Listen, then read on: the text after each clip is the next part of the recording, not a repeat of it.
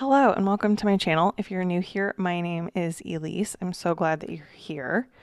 Today I have a special video for you guys. I am participating in a hop. So today we are hopping along for Eating Disorders Awareness Week.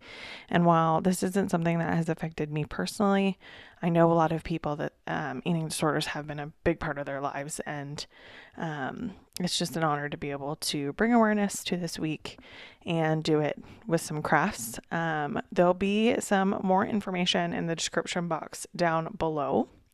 But for a part of this hop, there are some giveaways. So there will be information about the giveaways down below as well. Candace, who's organizing the hop, is giving away amazing prizes. And so be sure that you leave a comment down below so you can be entered to win one of those giveaways. So today I'm making some clean and simple cards, but I'm stepping them up. So giving you some ideas on how to do basically like white backgrounds, but making them a little bit fancier on your cards. So on the screen now you can see the cards that we are going to make today and the projects. So I'm going to quickly go over the background ideas and then we'll complete the cards.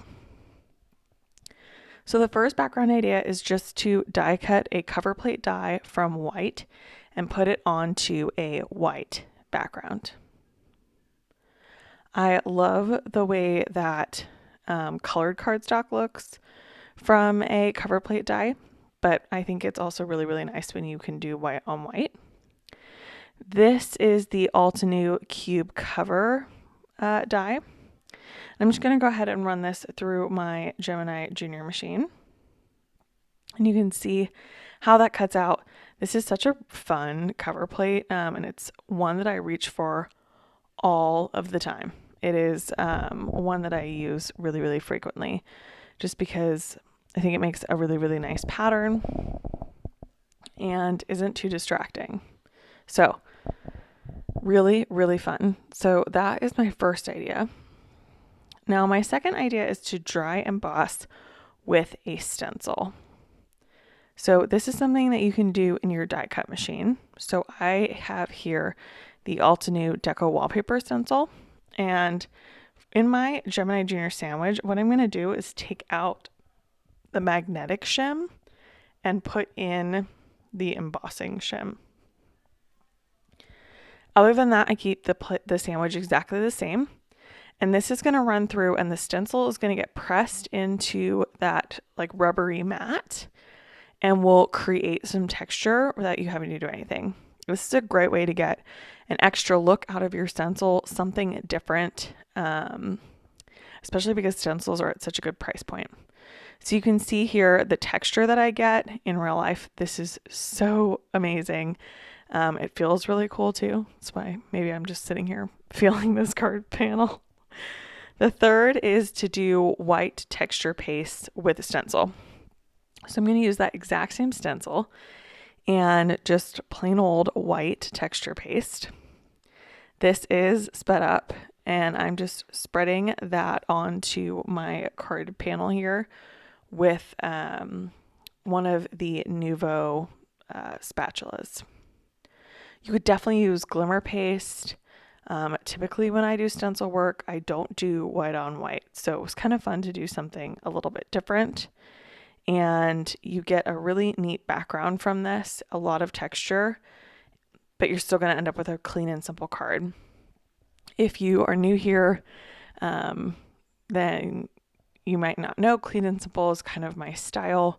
I definitely lean towards more modern card making techniques. And so I'm always looking for ways to do clean and simple a little bit different. And I think having these fun backgrounds really amplifies what could be a very, very simple card into something just a little bit more special, but it doesn't take that much more time to do it, if that makes sense. So this is just some regular old texture paste from Ranger. By the way, all of the supplies that I'm using today are linked down below in case you want to take a closer look at anything.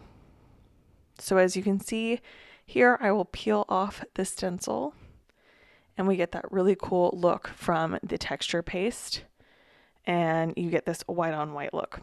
Now I am going to take this stencil and immediately go wash it off because it will ruin your stencil if you don't wash it off. So just be sure to do that right away.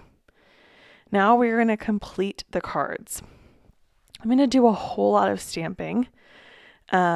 First, I'm going to be using Altenews Peony Bouquet. This is an older stamp set. All of these supplies actually are quite a bit older.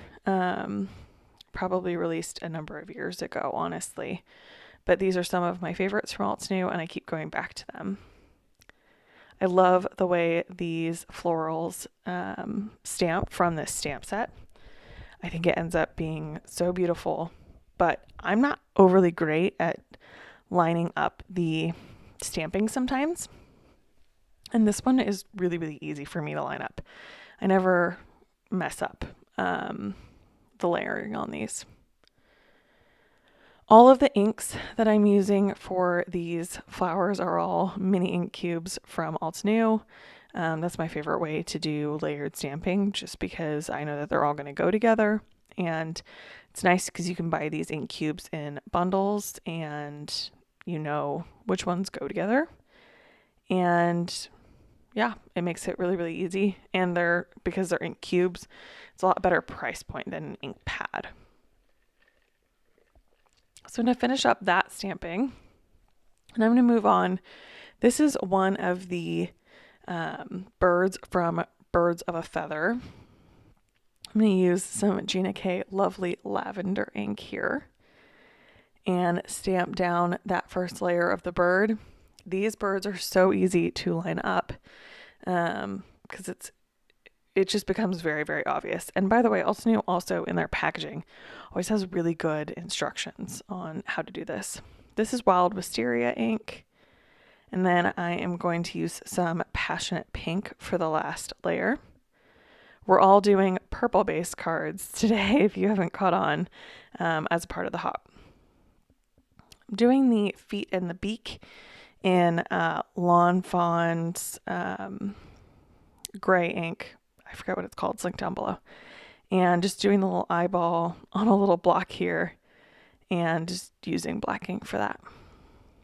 Then I've got this branch from that stamp and die set, and I'm just going to go ahead and rub on some Lawn Fawn Crunchy Leaf. Just any brown will do, and get a little bit of texture there. And I'll run that through my die cut machine. I'll also go ahead and run through all of the flowers as well. And I can get this all done in one pass. As you can see, I've got a shiny, clean, new die cutting plate here. It's always fun to break those in. So now you can see I've got all of the elements to my cards. So I have my 3 panels here. So the die cut panel on the left, and then the 2 that were made with that Altenews stencil. So I'm going to zoom in here and slow it down. So the panel on the right is the one with the stenciling and the embossing paste, like the texture paste, and the one on the left is the one that I dry embossed. So you really can't get 2 different looks. And like I said, this is fun to do with stencils, and stencils are at such a good price point that it's a way to, get a different look out of it. And, again, they were pretty inexpensive to start out with. I'm going to take some of these Stitch circle dies. These are from Simon Says Stamp quite a while ago. But I love them and have had them in my stash for years. And I am going to go ahead using a bunch of different sentiments, some black cardstock and some Wild Wisteria. I heat embossed those sentiments. Wasn't really the main point of the card, so I just wanted to show you more about the backgrounds in this video. So I kind of cut out quite a bit of the card making process here. I'm using some little foam strips from Doris. Those are those skinny strips to adhere down this cube cover die. I'll just go ahead and peel off all the release paper.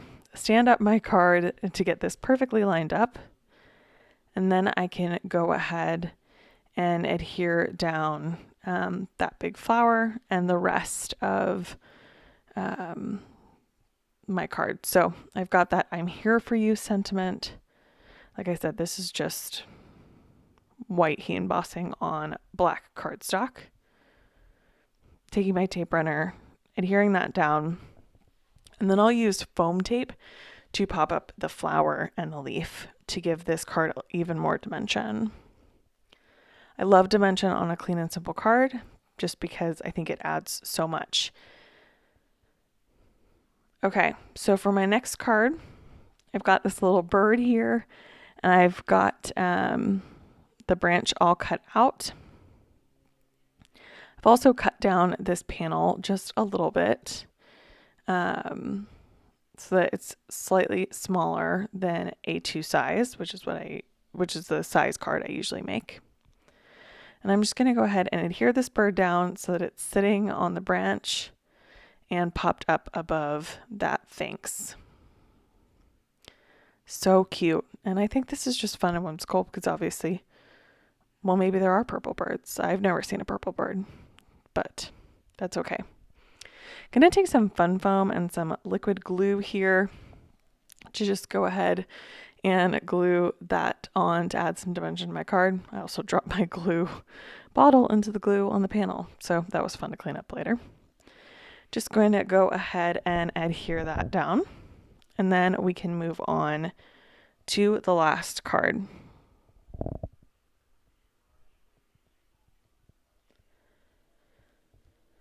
So for this last card, I did go ahead and stamp another flower in a lighter colorway, just so that I would have two flowers here that hug that birthday wishes circle. Once again, using the fun foam and the liquid glue to just go ahead and add more on and adhere this down. And then that will complete my 3 cards for today. I hope that you go down in the description box. There's more information about the hop. You can see who is next, enter in to win some giveaways. And yeah, this has been really, really fun to do and put together. So I hope that you enjoyed it, and I will catch you in the next video. If you want to, there are some more videos from me on the screen. Be sure to subscribe if you're new here so you can see more videos from me, and I'll catch you in the next one.